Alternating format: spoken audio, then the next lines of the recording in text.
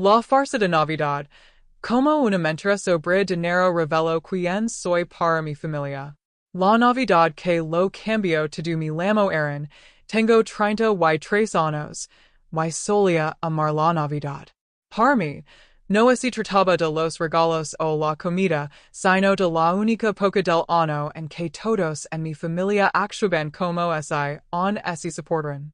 Nos reuníamos en casa de mis padres, intercambiábamos obsequios modestos envueltos en papel brillante, comíamos demasiado jamón y poníamos las mismas canciones navideñas desafinadas en bucle. El chaos era parte de la tradición. Ruidoso, ocasionalmente pasivo-agresivo, pero era nuestro hogar. O, al menos, eso creía. Este año, empiece a preparar las cosas con antelación. Envié algunos regalos bien pensados. Nada extravagante, solo cosas que sabía que les gustarían. Una nueva batidora de inmersión para mamá, porque la ciudad había empezado a echar humo en acción de gracias. Un par de zapatillas de edición limitada para mi hermana Emily, que vivía obsesionada con su TikTok de moda. Incluso lo envía papa una caja de cervezas artesanales, sabiendo que desaparecerían para el día de San Esteban. No me importaba el dinero. Había tenido suerte en el trabajo. Aunque vivía en un estudio al otro lado del estado, siempre me aseguraba de ayudar cuando las cosas se ponían difíciles en casa. El alquiler, las facturas de servicios, el seguro del coche. Había hecho más de una transferencia discreta cuando mi padre me enviaba un mensaje vago como, puedes echarme una mano hasta el próximo viernes. Siempre sin alboroto, sin dramas, simplemente familia. Por eso me quedé en shock cuando, el 20 de diciembre, recibí un mensaje en nuestro chat familiar. Mi madre escribió, hola chicos. Después de mucho pensarlo, vamos a cancelar la Navidad este año. Y es demasiado caro para recibir a todos y, con todo lo que está pasando, hemos decidido que si algo más íntimo. Los quiero a todos. Y eso fue todo. En hay una llamada, en hay una oferta para vernos a medio camino, en hay un lo compensaremos. Solo un mensaje frío y impersonal. Perpetí frente a mi teléfono, medio esperando que fuera una broma o un malentendido. Pero cuando respondí preguntando si estaban seguros, Emily solo envió un emoji de pulgar arriba y cambió la foto del grupo a una imagen de archivo de un único, de nieve triste. No discutí. Solo escribí. Ok, entendido. Y así fue. No insistí en una llamada en los hice sentir culpables. Hence, está bien, la vida es complica, y tal vez solo necesitan un año tranquilo. Compare algunas provisions, caleni una lozana la víspera de Navidad, y trate de aprovecarla al máximo. Vi solo en casa por 15ª vez, encendí la vela con aroma a pino que me había regalado mi compañera de trabajo, y nave por Reddit mientras la nieve caía afuera de mi ventana. El día de Navidad llegó, y así fue. Dormí hasta tarde, hice una videollamada con un par de amigos y pasé la mayor parte del día tratando de no sentirme demasiado amargo. Me dije a mí mismo, al menos no debiste que finger una sonrisa mientras la tía Sherry despotrica sobre política. Intenser maduro, no tomármelo personal, pero aún así, me carcomía. Algo no encajaba. El silencio era extraño.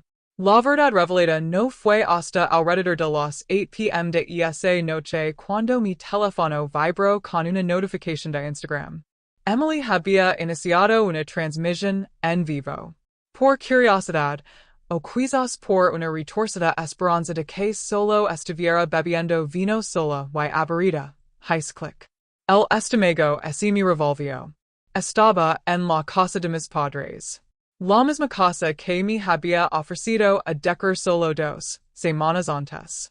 La sala de estar estaba iluminada como un escaparate de centro comercial, luces parpadeantes, un árbol de Navidad enorme, espumilán colgado por todas las paredes. Había una cabina de DJ cerca de la chimenea, de todos los lugares, y la gente bailaba con vasos de plástico en la mano. Había al menos 30 personas en esa casa, riendo, gritando, riendo mientras brindaban con champán. Feliz Navidad de parte de la verdadera pandilla. Grito Emily a la cámara, haciendo un peño por la habitación.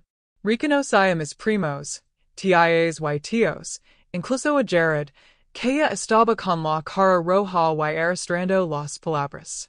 Alguien disparó un canon de confeti y las serpentinas volaron por la habitación en un estallido dorado. Me quedé mirando la pantalla con el pulgar congelado sobre el botón de salir. Así que no era por dinero. No era porque las cosas estuvieran apretadas. Era por mí. No sé cuánto tiempo estuve sentado allí. Probablemente demasiado. Lo suficiente para que la lasagna se enfriara. Lo suficiente para que la vela se quemara a la mitad. No lor. No great. Simplemente me quedé inmóvil, aturdido, dejando que la silenciosa traición me invadiera. Me habían excluido. En silencio. Limpiamente. Sin ninguna explicación. A la mañana siguiente, 26 de diciembre, recibí un mensaje de texto de papá. En un hola, en un feliz Navidad, en I siquiera una pregunta sobre cómo estaba. Solo. ¿Puedes enviar los $3,100 para enero? Lo necesito para mañana, es posible. Eso fue todo. En hay una mención de la fiesta, en hay una disculpa, en hay un intento de mentir o siquiera pretender que las cosas eran normales. Solo una fría y seca solicitud de dinero, como si fuera un cajero automático andante sin memoria. Y algo dentro de mí simplemente se rompió. Mir el mensaje durante mucho tiempo. Luego, abrí mi aplicación bancaria y comencé a desplazarme. Revise cada pago recurrente que tenía vinculado a ellos. El alquiler que había estado cubriendo de la segunda propiedad a la que mi padre se había mudado temporalmente. El plan de teléfono celular que Emily todavía usaba. La cuenta familiar de Spotify que yo había estado pagando. Incluso los servicios públicos, gas, electricidad, internet. Todo estaba a mi nombre. Todo corría por mi cuenta. Me detuve un segundo, no por duda, sino para asegurarme de que no estaba actuando solo por rabia. Pero no, esto no era impulsivo. Esto estaba pendiente. Respondí. Pierde mi número. No financio mentirosos. Luego, bloqueé su número. Después, cancel cada transferencia, pago automático y cuenta vinculada. Hais llamadas a cada representante de servicio, cada compañía de servicios públicos, cada asociado bancario, explicando la situación. Una de ellas, Susan de la compañía de gas, incluso dijo, eso es terrible. Espero que estés bien. Le respondí, lo estar. Gracias. No hay un escándalo. No public un desahogo en línea en I lame para gritar. Simplemente corté el cordón. En silencio. Limpiamente. Justo como ellos habían hecho conmigo. Para las 7:43 a.m. del día siguiente, mi teléfono tenía 53 llamadas perdidas. No respondí ninguna. Pero si escuché un mensaje de voz. Era mi madre. Su voz temblaba. Por favor, llámanos.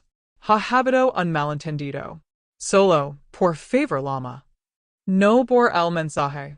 Tampoco respondí, porque por primera vez en años, finalmente sentí que tenía la sartén por el mango. Yo no había terminado. No respondí esa mañana. En ese día.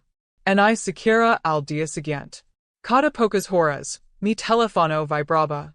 Números bloqueados, mensajes de voz anónimos, incluso algunos DM desesperados de familiares lejanos con los que no había hablado en años. Uno de mis primos escribió, Hoy, tío, no te perdís mucho. Fue algo improvisado a última hora. No es gran cosa. En I secura mi dignia respondral. Simplement la hice una captura de pantalla y la añadió una carpeta que había creado en mi teléfono titulada Evidencia, porque no solo me estaba yendo, me estaba asegurando de que nunca volvieran a hacer esto. El contraataque a finales de diciembre, la consecuencia había comenzado oficialmente. El plan telefónico fue desactivado. Emily hizo una publicación dramática sobre cómo algunas personas simplemente aman arruinar la Navidad e insinuó una traición dentro de la familia. Algunos de sus seguidores lo ofrecieron sin pecha. A la mayoría no le importó. Intento enviar mensajes directamente varias veces, pero sus mensajes rebotaban. Había olvidado que estaba bloqueada. Luego vino Papa. Recibí un correo electrónico, su último recurso. Asunto. Urgent. Por favor, Aaron, solo habla con nosotros.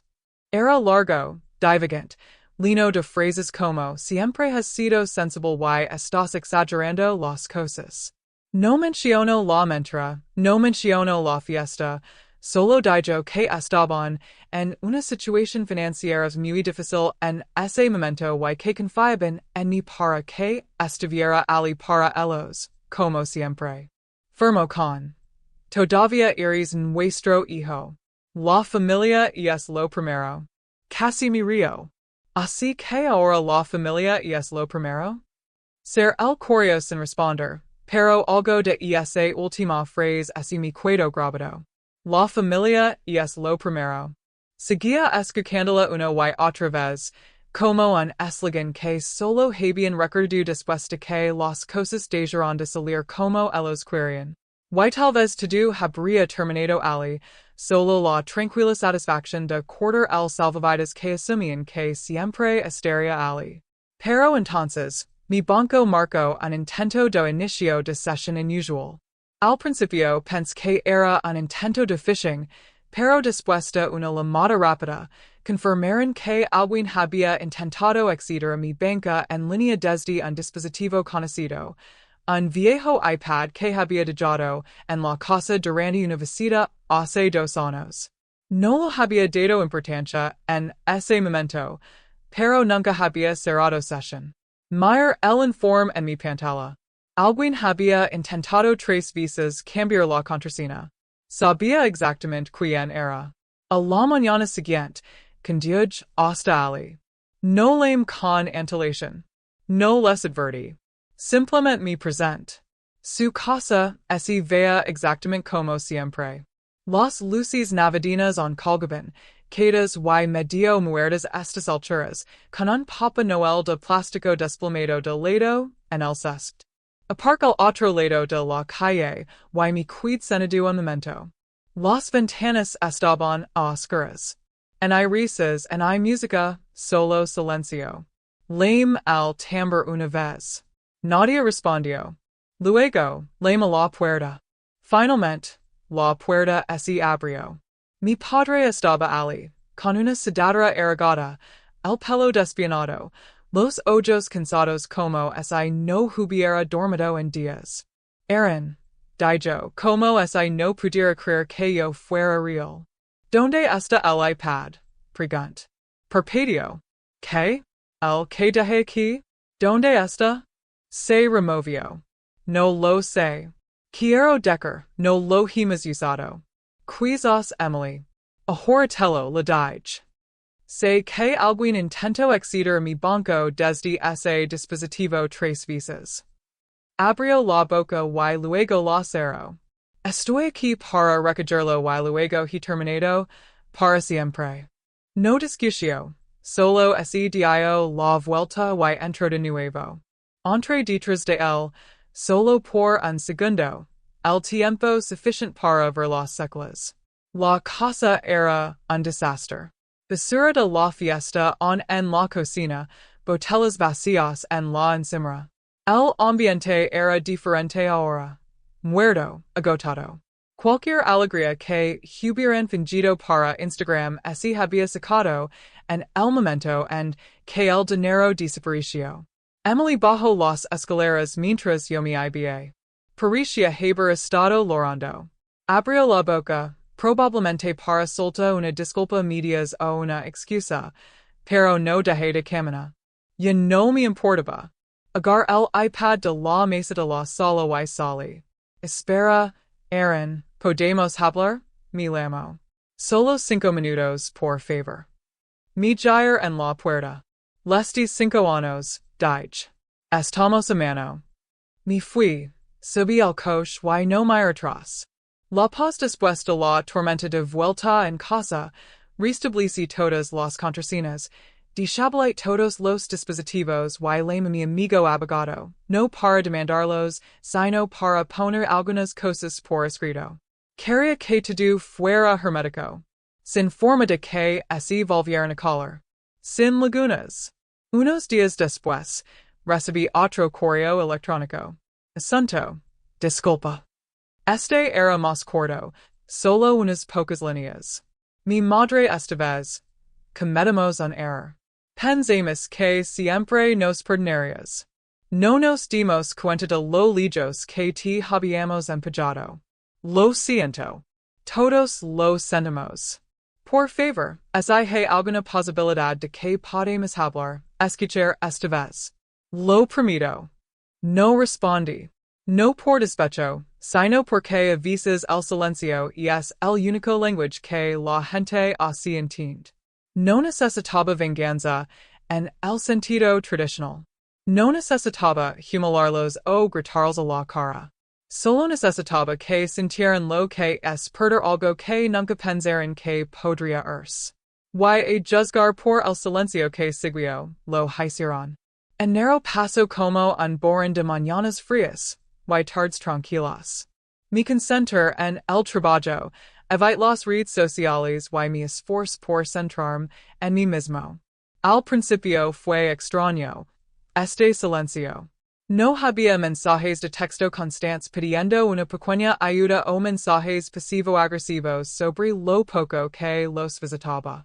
No había solicitudes de transferencias de última hora. No había culpa, solo paz. Pero claro, no duró.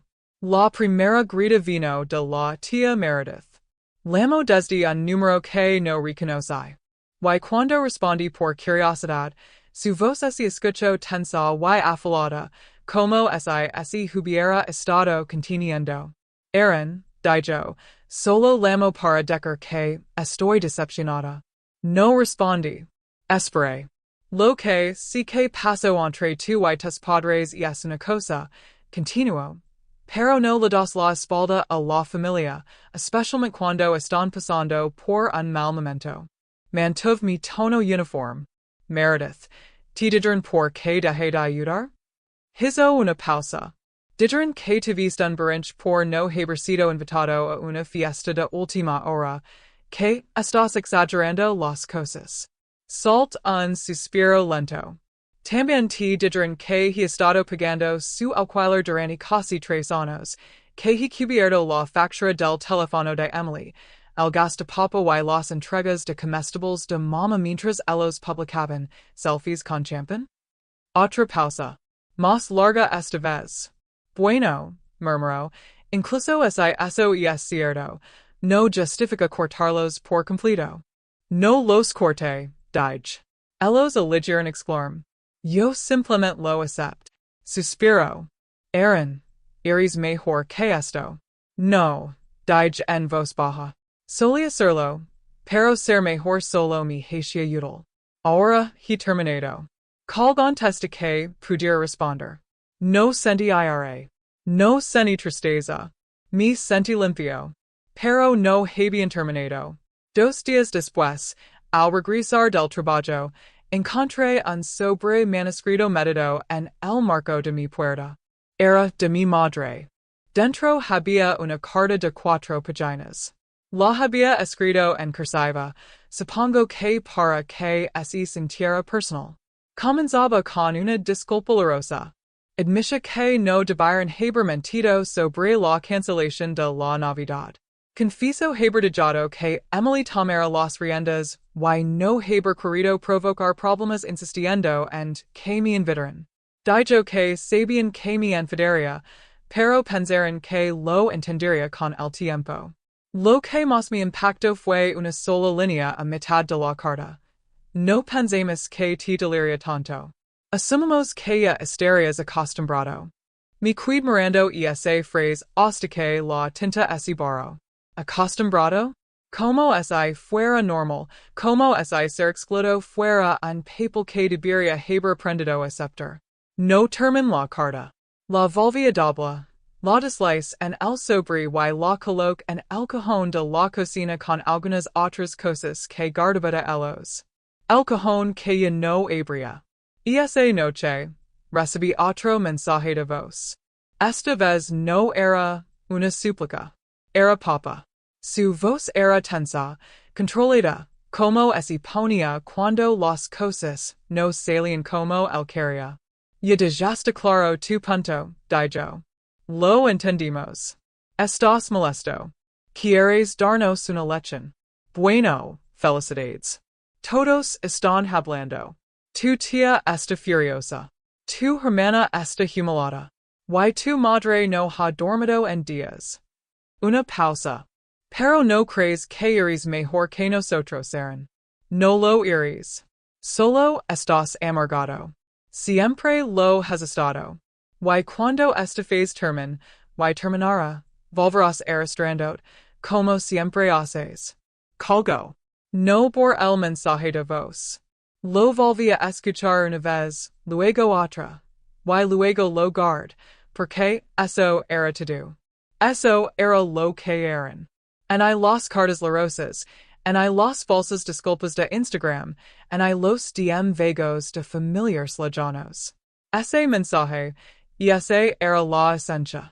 No ese era pension de lo que hicieron. Se era pension de que finalmente dejara de pasarlo por alto. Un nuevo capítulo al día siguiente, me senté con un notario. Actualiz la transferencia de escritura de un pequeño terreno que había heredado de mi abuelo. Se suponía que pasaría a Emily después de mí.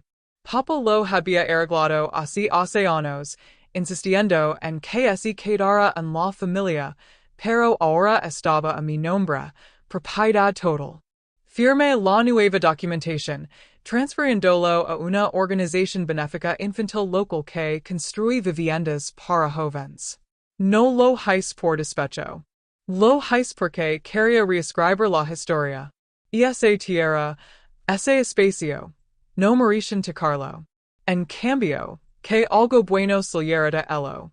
2 días después, Emily llamó desde el teléfono de un amigo. No respondí. Dejó un mensaje de voz de todos modos. Estás arruinando todo, Aaron. Estás siendo tan exagerado. Ya ni siquiera sé qué quieres de nosotros. No lo entendía. Ninguno de ellos lo hacía. No quería una disculpa. Quería no necesitar una más. Quería dejar de interpretar el papel del hijo bueno, el tipo que siempre cumplía, siempre sonría educadamente, siempre financiaba la mentira de que todo estaba bien. El viernes siguiente, recibí una última carta. Sin nombre en el sobre, solo mi dirección escrita a mano en la esquina. Dentro había una Polaroid. Una foto de grupo de la noche de Navidad. Todos estaban allí. Mis padres, Emily, primos, vecinos, incluso la tía Meredith, sosteniendo bebidas, con los brazos alrededor del otro. En la parte atrás, alguien había escrito, lo país genial. Sin firma, sin mensaje, solo esa línea. Y sonreí porque finalmente entendí. No me estaban invitando a volver.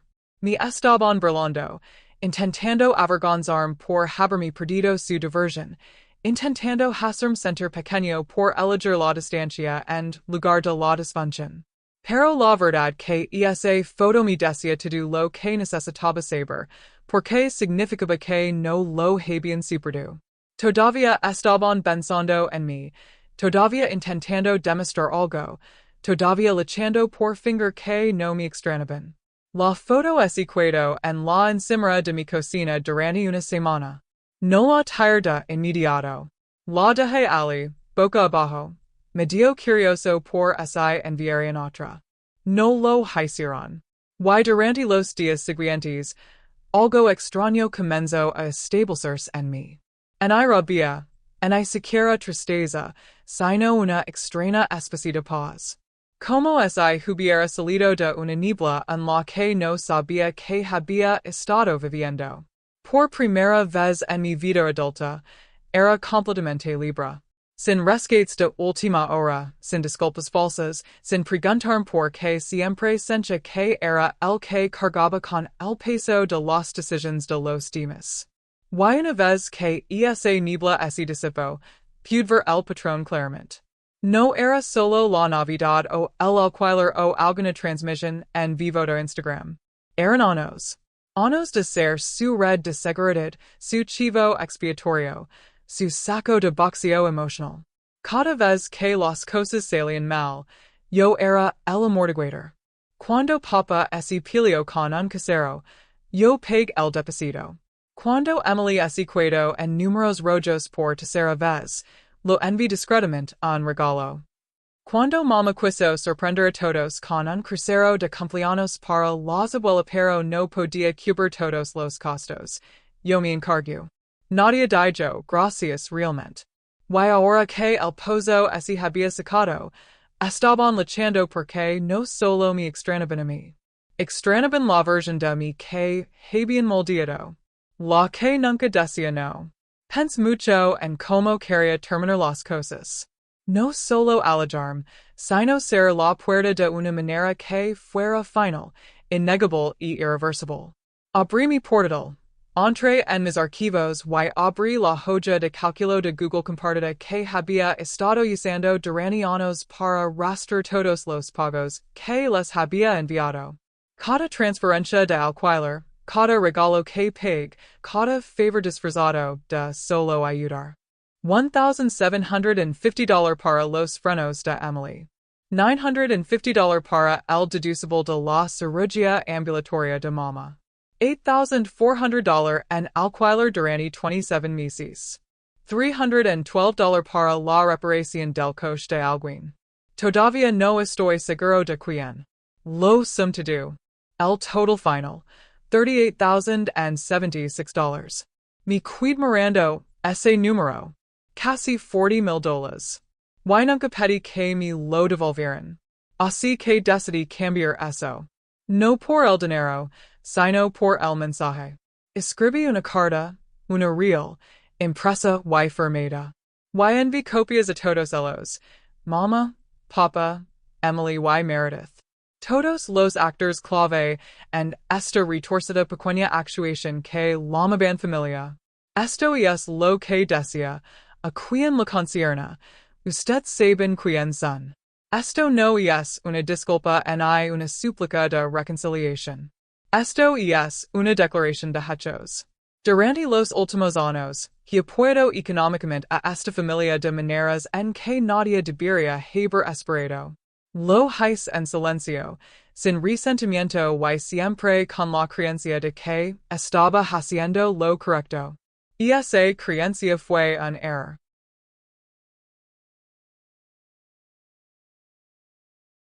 No estaba ayudando. Estaba permitiendo. Lo que recibí a cambio no fue gratitud, sino derecho. No fui tratado como un hermano, un hijo o un ser querido. Fui tratado como un recurso, un donante silencioso para sus vidas, un personaje secundario en sus celebrations, una checker disfrazada de pariente. Me mintieron. Me excluyeron. Me manipularon para que creer que estaba siendo dramático por caer una decencia básica. Eso termina ahora. Adjunto un resumen detallado de los fondos que proporcion durante los últimos 6 años. No estoy solicitando un reembolso. Considérenlo un recibo formal por los servicios prestados. Servicios que ya no ofrecer, con efecto inmediato. Ya no ser parte de los chats grupales de esta familia.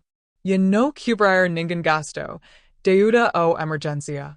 Ya no asistir a ningún evento, día festivo o reunión.